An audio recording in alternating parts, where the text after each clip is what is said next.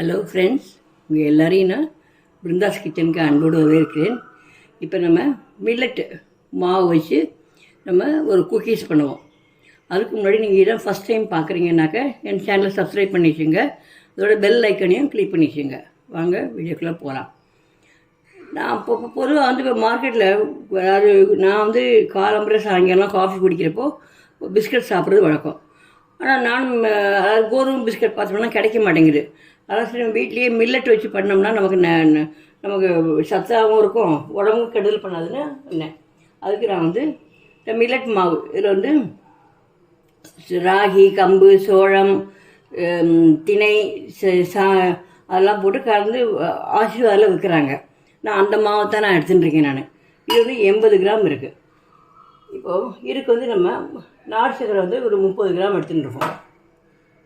இப்போ முதல்ல நாட்டு சக்கரை போட்டுப்போம். அதுக்கப்புறம் இதில் நெய்யை விட்டுண்டு நல்லா கலந்துப்போம். நம்ம கலந்துட்டு அப்புறமா தான் நம்ம வந்து விடணும். மற்ற மாவெல்லாம் போட்டு கலக்கணும். இப்போ கலந்துட்டு அதுக்கடுத்து நம்ம அந்த மில்லட் மாவை போடலாம்.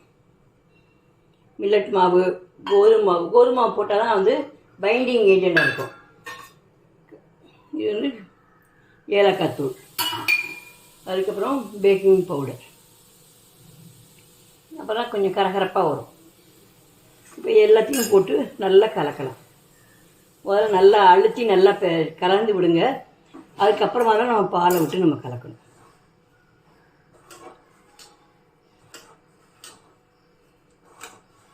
ஏன்னா முன்னாடியே பாலை விட்டோம்னாக்கா நமக்கு வந்து அது இதாகிடும். தண்ணியாக போச்சுனாக்கா நமக்கு வந்து இதாகாது. இப்போ சில சமயம் இதுலேயே உங்களுக்கு கரெக்டாக இருந்ததுன்னா நம்ம விடணுங்கிற அவசியம் கிடையாது.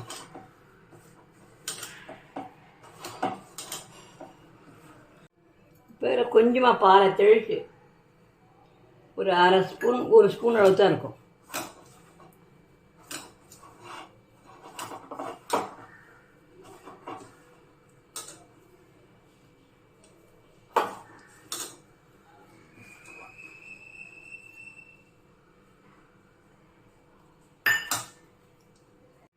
இப்போ மாவு நல்லா பிணைஞ்சி வச்சாச்சு.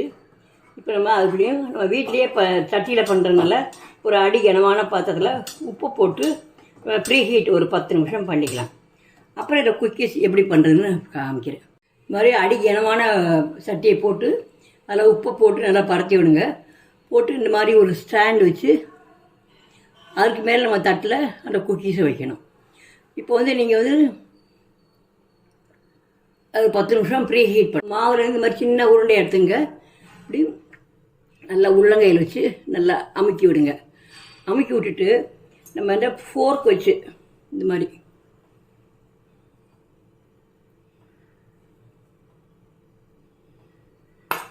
மேல் போட்டு திருப்பி இந்த பக்கம் வச்சு அவங்களுக்கு இந்த மாதிரி டிசைன் வந்துடும். இப்போ இந்த மாதிரி எல்லா மாவும் இந்த மாதிரி தட்டில் நெய்யை நல்லா தடவிக்கிங்க. தடவிட்டு அதுக்கப்புறம் மாவு, மைதா மாவோ கோதுமாவோ போட்டு நல்லா டஸ்டிங் பண்ணிடுங்க.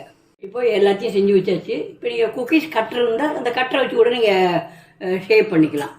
இப்போ இதை மூடி வைக்கலாம். மூடி வச்சு ஒரு கரெக்டாக 35 நிமிஷம் இந்த மாதிரி மூடி வச்சுருங்க. மூடி வச்சுட்டு மீடியம் ஃப்ளேமில் வைங்க. ரொம்ப ஹையாக வைக்காதீங்க. ஹையாக வச்சிங்கனாக்க உங்களுக்கு தீஞ்சு போயிடும். இப்போ மீடியம் ஃப்ளேமில் இருக்குது. இப்போ 35 நிமிஷம் கழிச்சு நம்ம எடுத்து பார்க்கலாம்.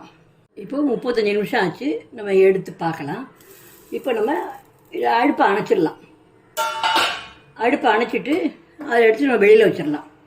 ஏன்னா முதல்ல எடுக்கிறப்போ உங்களுக்கு இதாக இருக்கும். கொஞ்சம் 6 நாட்டு எடுத்தால் கொஞ்சம் கிறிஸ்பியாக இருக்கும். இப்போ நீங்கள் எடுத்தீங்கன்னா அவ்வளோ இதாக தான் இருக்கும். இப்படி எடுத்து நம்ம வெளியில் வச்சிடலாம். வெளியில் வச்சுட்டு கொஞ்சம் ஆறின உடனே எடுக்கலாம். இப்போது சுவையான வீட்லேயே செஞ்ச மில்லட் குக்கீஸ் ரெடி. நீங்களும் செஞ்சு பாருங்கள். இப்போ இதில் நீங்கள் மேலாக வந்து ஒரு முந்திரி பருப்பு வைக்கலாம், வச்சுக்கலாம். இல்லை இதுலேயே நீங்கள் வந்து ட்ரை ஃப்ரூட்ஸ்லாம் பாதாம், இந்த முந்திரி இதெல்லாம் வந்து நல்லா 1-2 பொடிச்சு மாவோடைய போட்டு சேர்த்து கலந்தும் போடலாம். நீங்கள் தனித்தனி மாவும் பண்ணலாம். ராகி தனியாக பண்ணலாம், சோளமாவு தனியாக பண்ணலாம், கம்பு தனியாக பண்ணலாம். இப்போ இதெல்லாம் சேர்ந்து போட்டிருக்கேன் நான். நீங்கள் அப்படி தனித்தனியாகவும் பண்ணலாம். செஞ்சு பாருங்கள் நீங்கள். நன்றி. செஞ்சு பார்த்துட்டு உங்கள் ஒப்பீனியனை கமெண்ட்